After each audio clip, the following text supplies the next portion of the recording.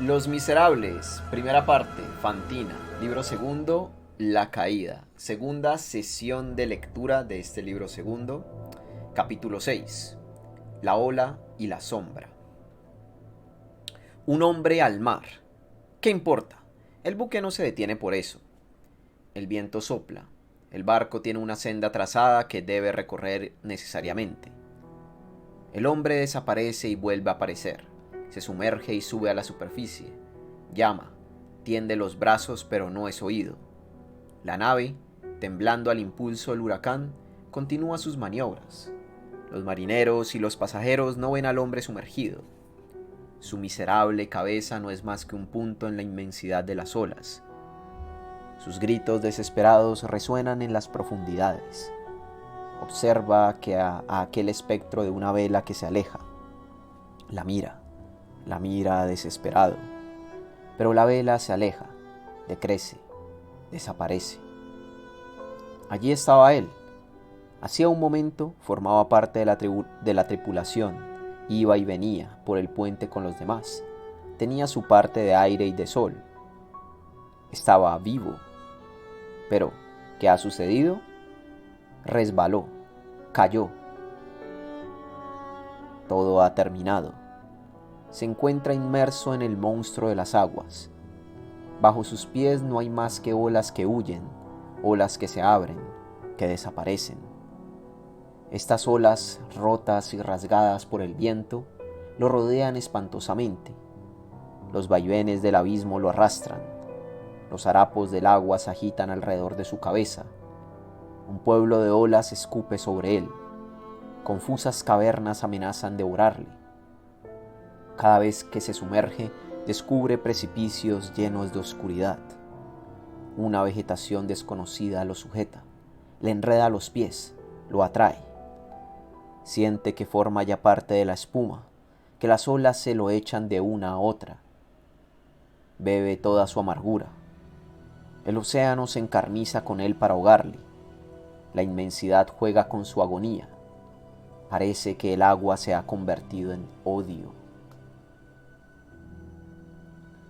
Pero lucha todavía.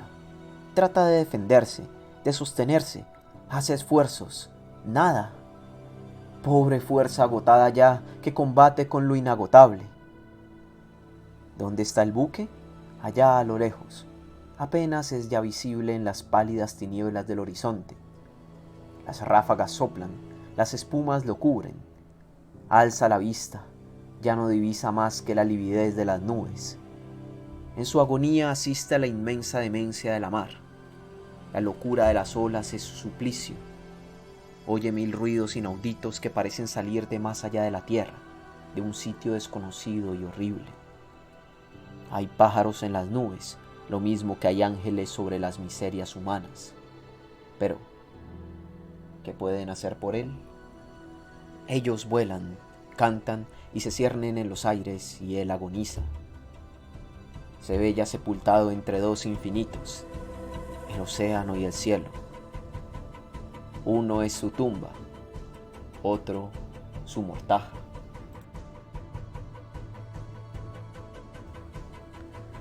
Llega la noche. Hace algunas horas que nada, sus fuerzas se agotan ya. Aquel buque, aquella cosa lejana donde hay hombres, ha desaparecido. Se encuentra solo en el formidable abismo crepuscular. Se sumerge, se estira, se enrosca. Ve debajo de sí los indefinibles monstruos del infinito. Grita. Ya no lo oyen los hombres. ¿Y dónde está Dios? Llama, llama sin cesar. Nada en el horizonte, nada en el cielo. Implora al espacio, a la ola, a las algas, al escollo. Todo ensordece. Suplica a la tempestad. La tempestad imperturbable solo obedece al infinito. A su alrededor tiene la oscuridad, la bruma, la soledad, el tumulto tempestuoso y ciego, el movimiento indefinido de las temibles olas, dentro de sí el horror y la fatiga. El frío sin fondo lo paraliza. Sus manos se crispan y se cierran, y cogen al cerrarse la nada. Vientos, nubes, torbellinos, estrellas, todo le es inútil. ¿Qué hacer? El desesperado se abandona. El que está cansado toma el partido de morir. Se deja llevar, se entrega a la suerte y rueda para siempre en las lúgubres profundidades del sepulcro. Oh destino implacable de las sociedades humanas, que perdéis los hombres y las almas en vuestro camino. Océano en que cae todo lo que deja caer la ley. Siniestra desaparición de todo auxilio. Muerte moral. La mar es la inexorable noche social en que la penalidad arroja a sus condenados. La mar es la inmensa miseria. El alma, naufragando en este abismo, puede convertirse en un cadáver. ¿Quién lo resucitará?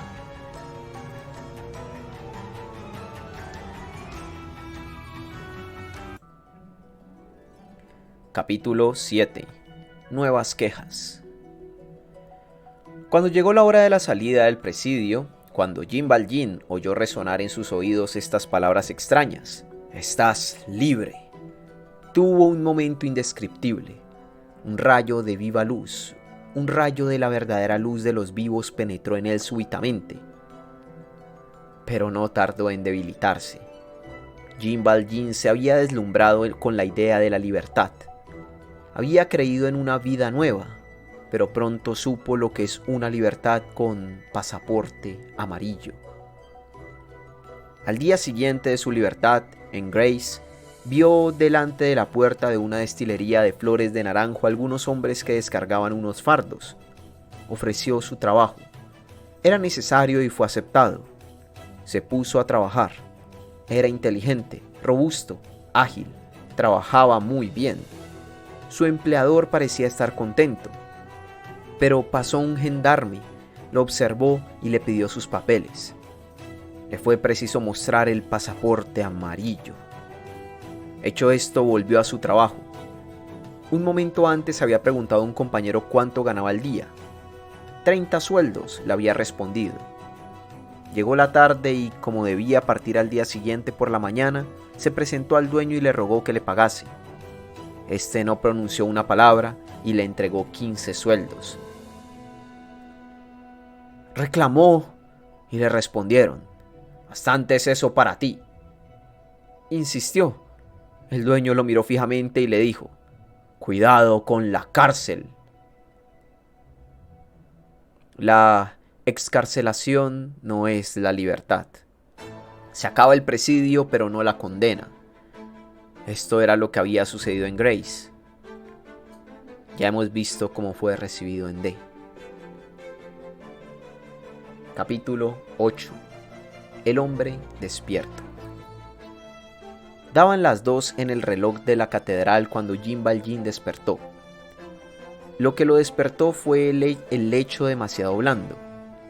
Iban a cumplirse 20 años que no se acostaba en una cama, y aunque no se hubiese desnudado, la sensación era demasiado nueva para no turbar su sueño. Había dormido más de 4 horas. No acostumbraba a dedicar más tiempo al reposo. Abrió los ojos y miró un momento en la oscuridad en derredor suyo. Después los cerró para dormir otra vez. Pero cuando han agitado el ánimo durante el día muchas sensaciones diversas, cuando se ha pensado a la vez en muchas cosas, el hombre duerme, pero no vuelve a dormir una vez que ha despertado. Jean Valjean no pudo dormir más y se puso a meditar. Se encontraba en uno de esos momentos en que todas las ideas que tiene el espíritu se mueven y agitan sin fijarse. Tenía una especie de vaivén oscuro en el cerebro.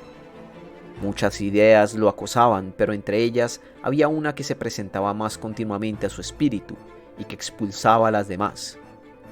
Había reparado en los 6 cubiertos de plata y el cucharón que la señora Magloire pusiera en la mesa. Esos 6 cubiertos de plata lo obsesionaban. Y estaban allí, a algunos pasos. Y eran macizos y de plata antigua. Con el cucharón valdrían lo menos 200 francos, doble de lo que había ganado en 19 años. Su mente osciló por espacio de una hora en fluctuaciones en que se desarrollaba cierta lucha. Dieron las 3. Abrió los ojos, se incorporó bruscamente en la cama. Permaneció algún tiempo pensativo.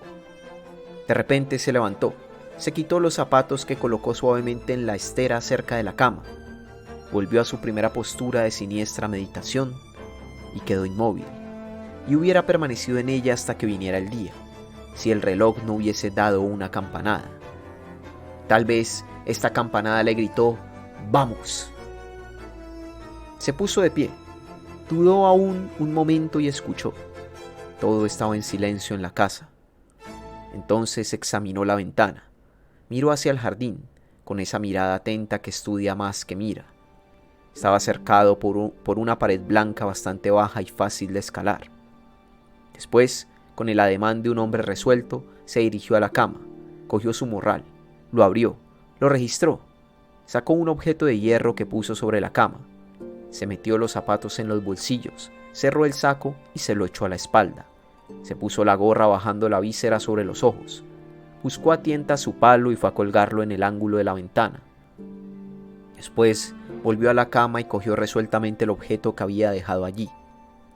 Parecía una barra de hierro corta, aguzada como un chuzo. Era una lámpara de minero. A veces se empleaba a presidiarios en faenas mineras cerca de Tolón y no es, por tanto, de extrañar que Valjean tuviera en su poder dicho implemento. Con ella en la mano y conteniendo la respiración, se dirigió al cuarto contiguo. Encontró la puerta entornada. El obispo no la había cerrado. Jean Valjean escuchó un momento. No se oía ruido alguno. Empujó la puerta. Un gozne mal aceitado produjo en la oscuridad un ruido ronco y prolongado. Jean Valjean tembló. El ruido sonó en sus oídos como un eco formidable y vibrante como la trompeta del juicio final. Se detuvo temblando azorado. Oyó latir las arterias en sus sienes como 2 martillos de fragua y le pareció que el aliento salía de su pecho con el ruido con que sale el viento de una caverna. Creía imposible que el grito de aquel gozne no hubiese estremecido toda la casa como la sacudida de un terremoto. El viejo se levantaría, las 2 mujeres gritarían, recibirían auxilio y antes de un cuarto de hora el pueblo estaría en movimiento y la gendarmería en pie. Por un momento se creyó perdido. Permaneció inmóvil, sin atreverse a hacer ningún movimiento. Pasaron algunos minutos. La puerta se había abierto completamente. Se atrevió a entrar en el cuarto. El ruido del gozne mohoso no había despertado a nadie. Había pasado el primer peligro, pero Jean Valjean estaba sobrecogido y confuso, mas no retrocedió. Ni aun en el momento en que se creyó perdido retrocedió. Solo pensó en acabar cuanto antes. En el dormitorio reinaba una calma perfecta. Oía en el fondo de la habitación la respiración igual y tranquila del obispo dormido.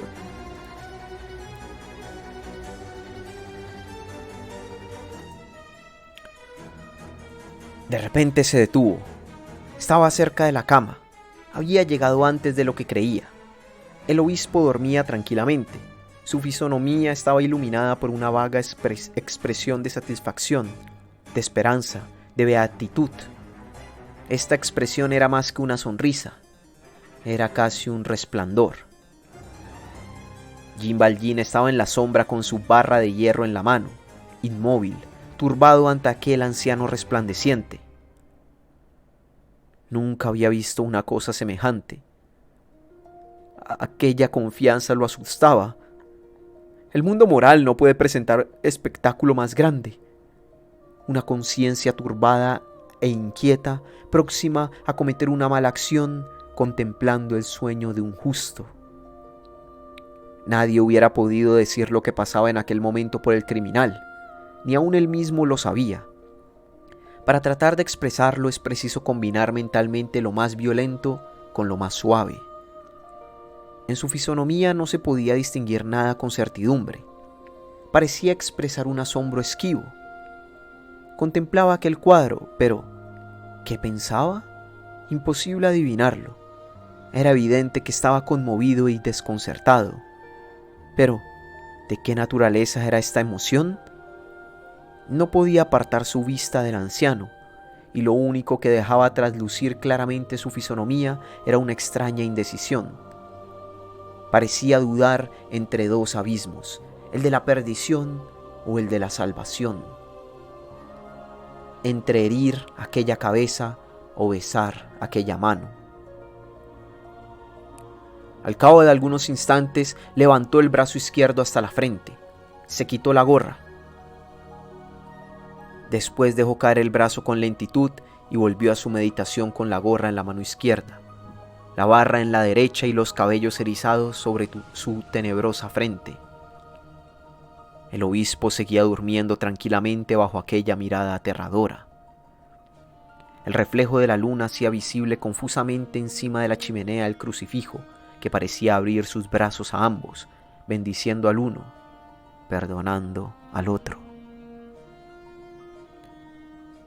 De repente Jean Valjean se puso la gorra, pasó rápidamente a lo largo de la cama sin mirar al obispo, se dirigió al armario que estaba a la cabecera, alzó la barra de hierro como para forzar la cerradura, pero estaba puesta la llave. La abrió y lo primero que encontró fue el cestito con la platería. Lo cogió, atravesó la estancia a largos pasos, sin precaución alguna y sin cuidarse ya del ruido. Entró en el oratorio, cogió su palo, abrió la ventana, la saltó, guardó los cubiertos en su morral, tiró el canastillo, atravesó el jardín, saltó la tapia como un tigre y desapareció.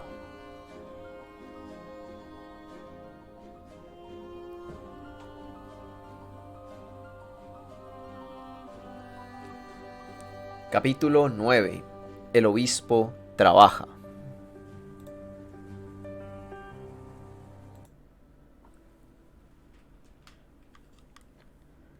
Al día siguiente, al salir el sol, Monseñor Bienvenido se paseaba por el jardín.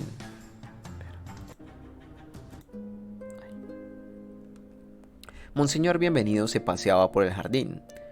La señora Magloire salió corriendo a su encuentro muy agitada. «Monseñor, monseñor», exclamó, «¿sabe vuestra grandeza dónde está el canastillo de los cubiertos?» «Sí», contestó el obispo. «Bendito sea Dios», dijo ella, «no lo podía encontrar». El obispo acababa de recoger el canastillo en el jardín y se lo presentó a la señora Magloire. «Aquí está». «Sí», dijo ella, «pero vacío. ¿Dónde están los cubiertos?» «Ah», dijo el obispo, ¿es la vajilla lo que buscáis?» «No lo sé».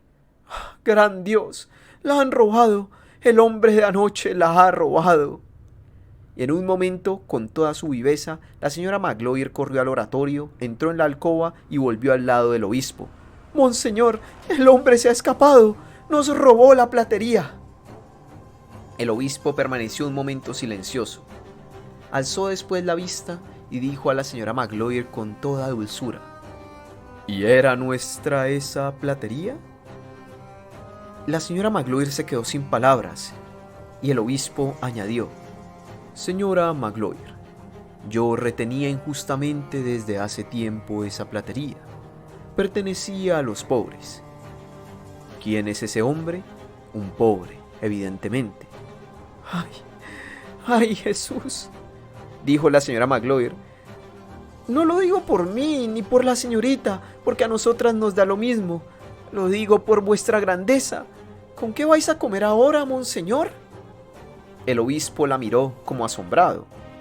«Pues, ¿no hay cubiertos de extraño?» La señora Magloire se encogió de hombros. «El estaño huele mal». «Entonces de hierro». La señora Magloire hizo un gesto expresivo. «El hierro sabe mal». «Pues bien», dijo el obispo, «cubiertos de palo».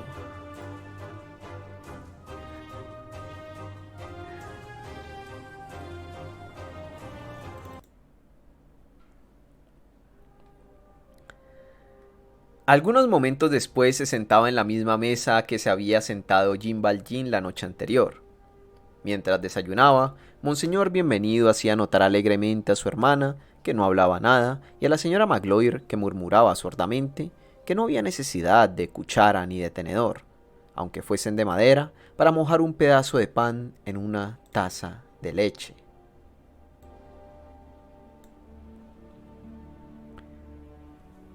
¿A quién se le ocurre?, mascullaba la señora Magloire yendo y viniendo, recibir a un hombre así y darle cama a su lado. Cuando ya iban a levantarse de la mesa, golpearon a la puerta. «¡Adelante!», dijo el obispo. Se abrió con violencia la puerta. Un extraño grupo apareció en el umbral.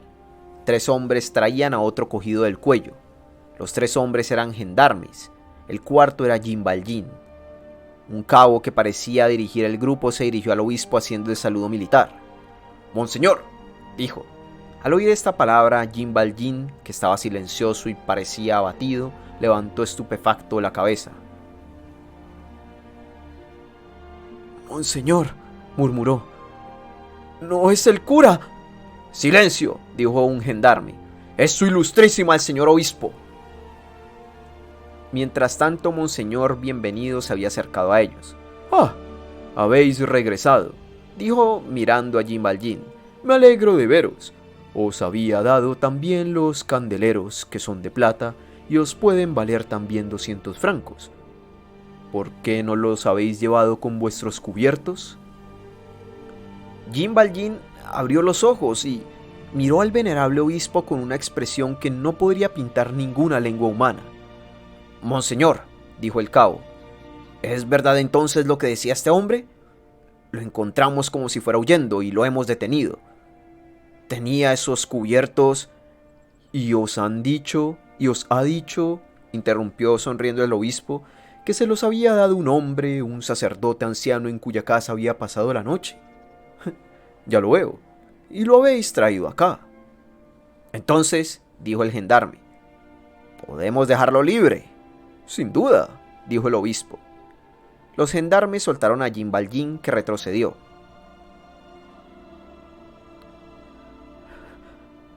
«¿Es verdad que me dejáis?», dijo con voz casi inarticulada y como si hablase en sueños.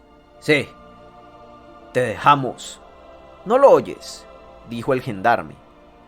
«Amigo mío», dijo el obispo, «tomad vuestros candeleros antes de iros». Y fue a la chimenea, cogió los 2 candelabros de plata y se los dio. Las 2 mujeres lo miraban sin hablar una palabra, sin hacer un gesto, sin dirigir una mirada que pudiese distraer al obispo. Jean Valjean, temblando de pies a cabeza, tomó los candelabros con aire distraído. «Ahora», dijo el obispo, «id en paz. Y a propósito, cuando volváis, amigo mío, es inútil que paséis por el jardín. Podéis entrar y salir siempre por la puerta de la calle. Está cerrada solo con el picaporte noche y día». Después, volviéndose a los gendarmes, les dijo: «Señores, podéis retiraros». Los gendarmes abandonaron la casa. Parecía que Jean Valjean iba a desmayarse. El obispo se aproximó a él y le dijo en voz baja: «No olvidéis nunca que me habéis prometido emplear este dinero en haceros un hombre honrado». Jean Valjean, que no recordaba haber prometido nada, lo miró al helado. El obispo continuó con solemnidad: «Jean Valjean, hermano mío, vos no pertenecéis al mal, sino al bien. Yo compro vuestra alma. Yo la libro de las negras ideas y del espíritu de perdición y la consagro a Dios».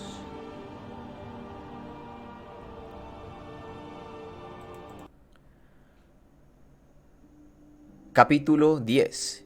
Gervasillo.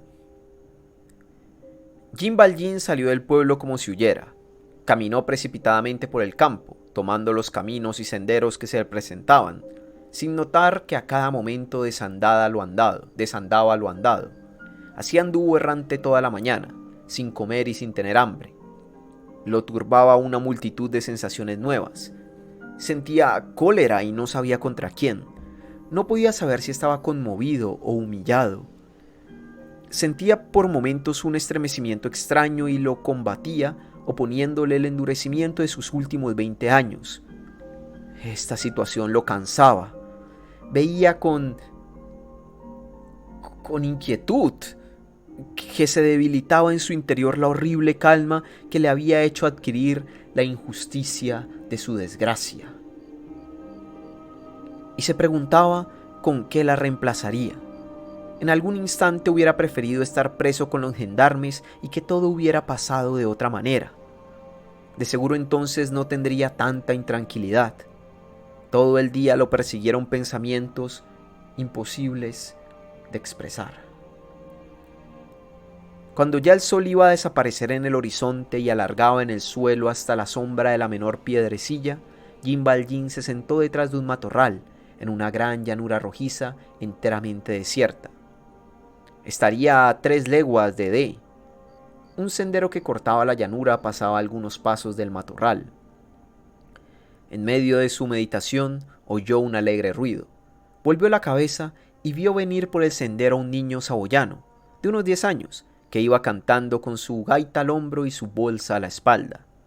Era uno de esos simpáticos muchachos que van de pueblo en pueblo, luciendo las rodillas por los agujeros de los pantalones. El muchacho interrumpía de vez en cuando su marcha para jugar con algunas monedas que llevaba en la mano y que serían probablemente todo su capital. Entre estas monedas había una de plata de 40 sueldos. Se detuvo cerca del arbusto sin ver a Jean Valjean y tiró las monedas que hasta entonces había cogido con bastante habilidad en el dorso de la mano.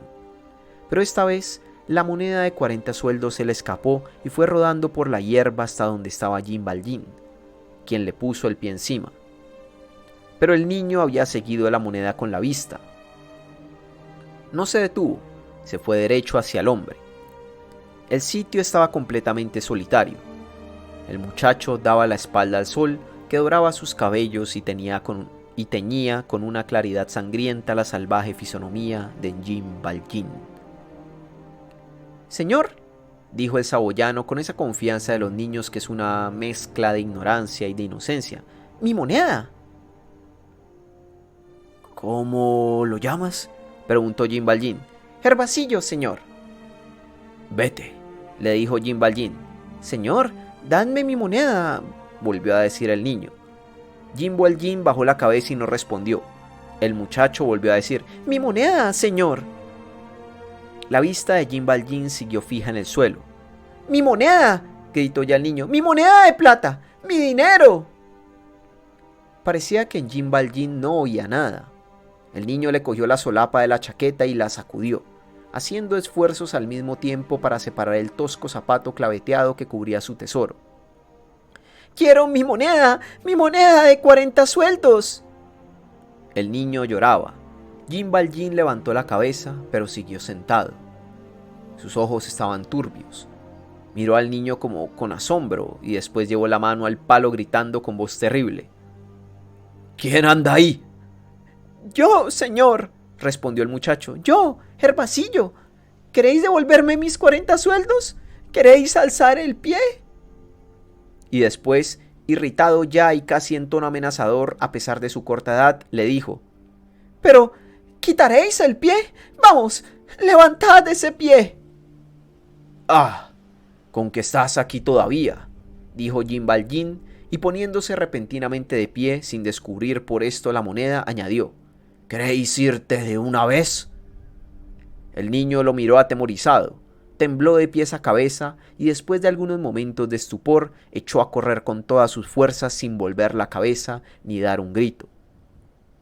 Sin embargo, a alguna distancia, la fatiga lo obligó a detenerse y Jean Valjean, en medio de su meditación, lo oyó sollozar. Algunos instantes después, el niño había desaparecido. El sol se había puesto. La sombra crecía alrededor de Jean Valjean. En todo el día no había tomado alimento. Es probable que tuviera fiebre. Se había quedado de pie y no había cambiado de postura desde que huyó el niño. La respiración levantaba su pecho a intervalos largos y desiguales. Su mirada, clavada a 10 o 12 pasos delante de él, parecía examinar con profunda atención un pedazo de losa azul que había entre la hierba. De pronto se estremeció. Sentía ya el frío de la noche. Se encasquetó bien la gorra, se cruzó y abotonó maquinalmente la chaqueta, dio un paso y se inclinó para coger del suelo el palo. Al hacer este movimiento, vio la moneda de 40 sueldos que su pie había medio sepultado en la tierra y que brillaba entre algunas piedras. «¿Qué es esto?», dijo entre dientes. Retrocedió 3 pasos y se detuvo sin poder separar su vista de aquel punto que había pisoteado hacía un momento, como si aquello que brillaba en la oscuridad hubiese tenido un ojo abierto y fijo en él. Después de algunos minutos, se lanzó convulsivamente hacia la moneda de plata de 2 francos, la cogió y enderezándose miró a lo lejos por la llanura, dirigiendo sus ojos a todo el horizonte anhelante, como una fiera asustada que busca un asilo. Nada vio. La noche caía, la llanura estaba fría, e iba formándose una bruma violada en la claridad del crepúsculo. Dio un suspiro y marchó rápidamente hacia el sitio por donde el niño había desaparecido. Después de haber andado unos 30 pasos se detuvo y miró, pero tampoco vio nada. Entonces gritó con todas sus fuerzas: «¡Herbasillo! ¡Herbasillo!».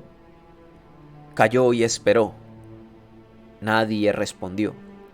El campo estaba desierto y triste. El hombre volvió a andar, a correr.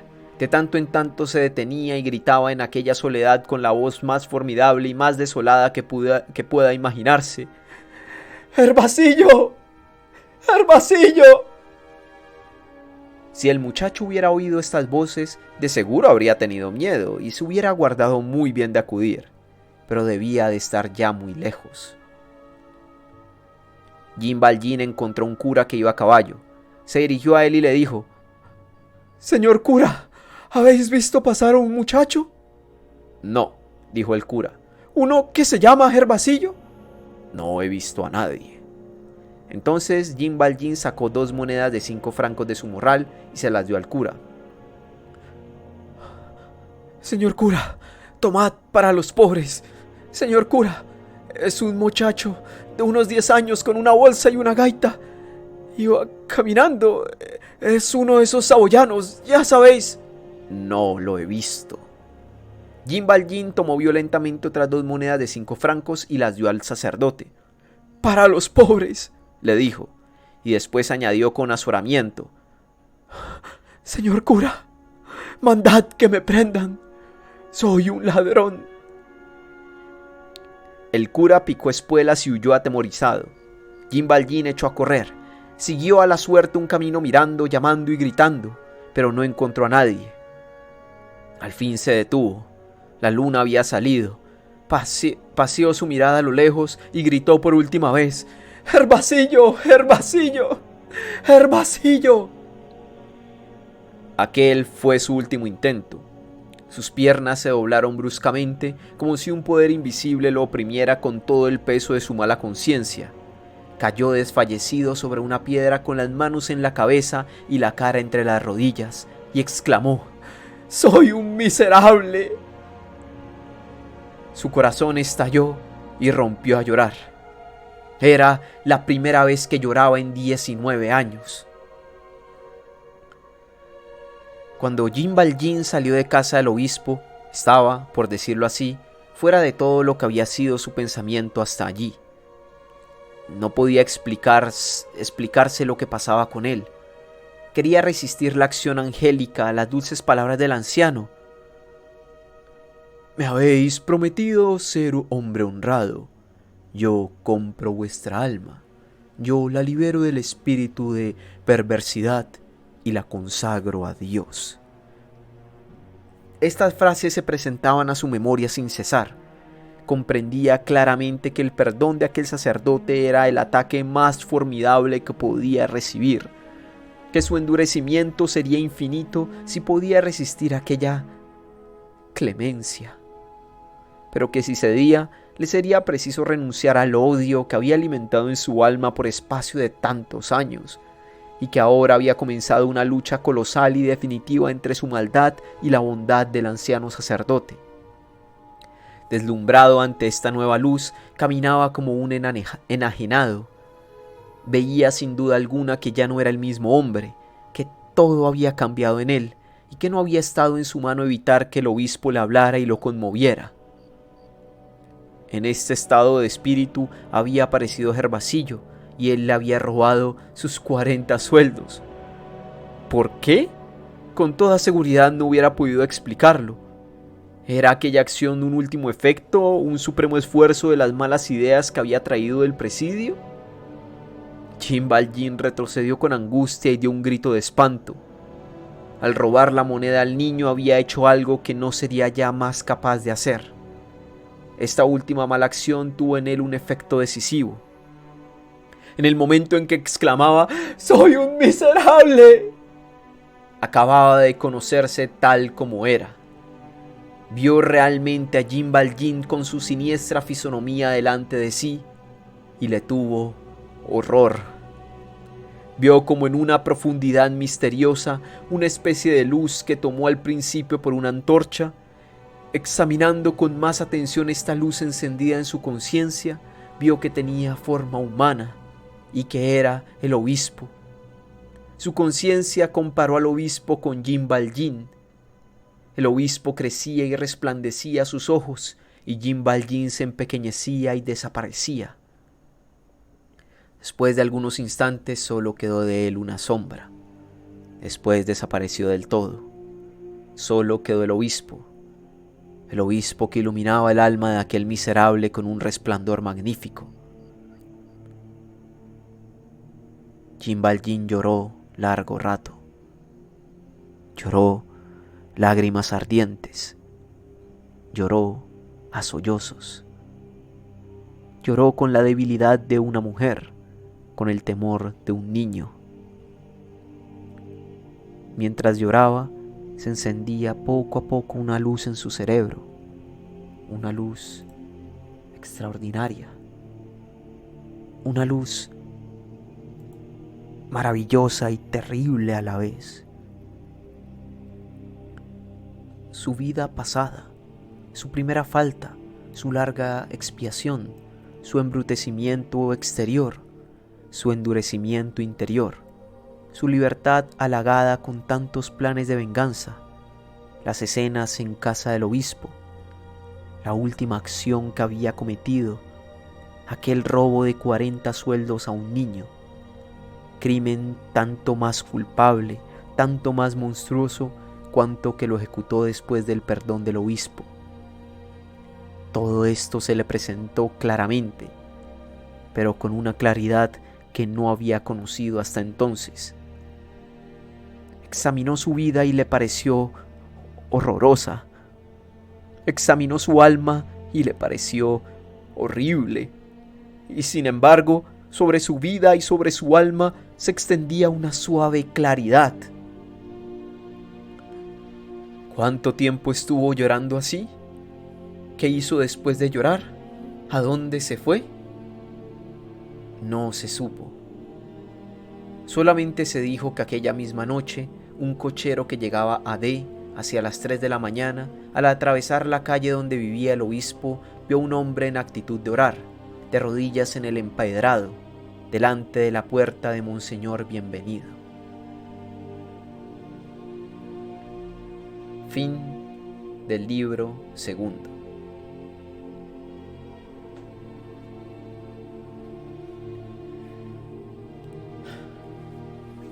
¡Wow! ¡Wow! Estuvo potente. Estos últimos capítulos estuvieron buenísimos. Dios, el Monseñor Bienvenido, el obispo es una locura de personaje. O sea,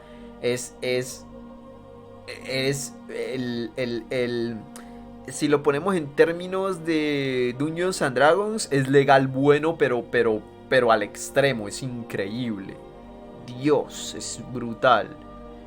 Y claro, Jean Valjean, Jean Valjean no me parece un monstruo, porque solamente era un ladrón que, claro, odió a la sociedad, esa palabra, pues por la injusticia que se le cometió, ¿no? 19 años en la cárcel por nada. No diría que es el extremo opuesto, pero sin duda alguna es un opuesto al obispo y vaya, brutal, brutal ahora el desarrollo pues, que está teniendo porque el obispo literalmente le tocó el alma, literalmente. Brutal, brutal. Si te ha gustado esta lectura, considera apoyarme, suscríbete al canal de YouTube, comparte este video, deja un comentario para que de esta forma le llegue a más gente. También considera apoyarme de una forma más directa, puedes hacerlo por medio de PayPal, volviéndote miembro al canal de YouTube, de hecho es bastante barato, o también suscribiéndote en mi canal de Twitch. Cualquiera de estas formas de apoyarme sería de verdad brutalmente buena, o sea, sería muy positivo para mí. Así que considera hacerlo, por favor. Y nada, gente, con esto ni los monjes del Empire, del Imperio, sí, son tan potentes, total, total, total. Así que nada, gente, con esto ya hemos terminado el libro segundo. Esta fue la segunda lectura del libro segundo. Ya la próxima es el libro tercero, que no es una lectura que sea tan larga, pero pues igual va a tener su tiempito de narración. Pero tengo muchas ganas de saber cómo sigue esto. Imagino que seguí, porque Jin Valjean evidentemente volvió a la casa del obispo. Claramente hasta ahora hemos tenido dos protagonistas, el obispo y Jin Valjean. Vamos a ver si el libro sigue con esta dinámica. Tengo muchas ganas de descubrirlo. Así que nada, espero que hayan disfrutado de esta narración. Un besito a la gente de YouTube y nos vemos en la próxima con más de Los Miserables.